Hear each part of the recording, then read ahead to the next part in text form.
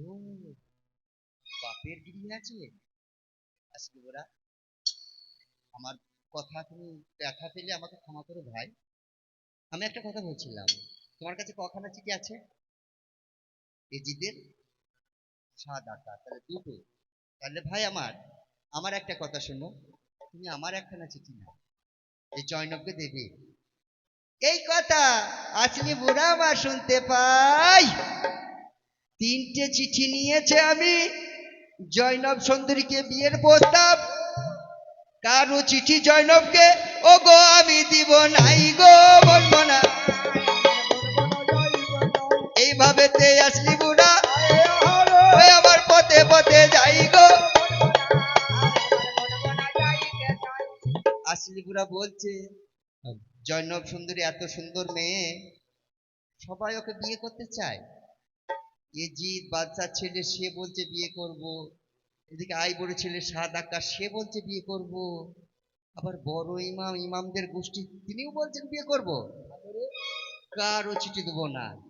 আমার এমন কিছু বয়স হয় নাই, মাত্র 4 20, মানে 80 বছর বয়স হয়েছে।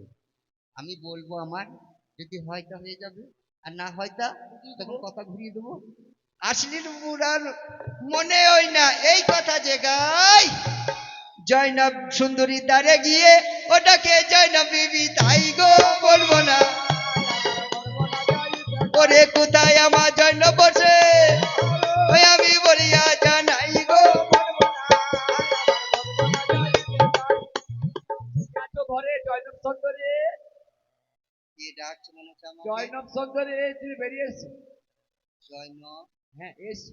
যে ডাকছে মনে হচ্ছে খুব বয়স্ক লোক, আমার বাপের বয়সে। আমি দরজাটা খুলে একবার দেখি যাই কে।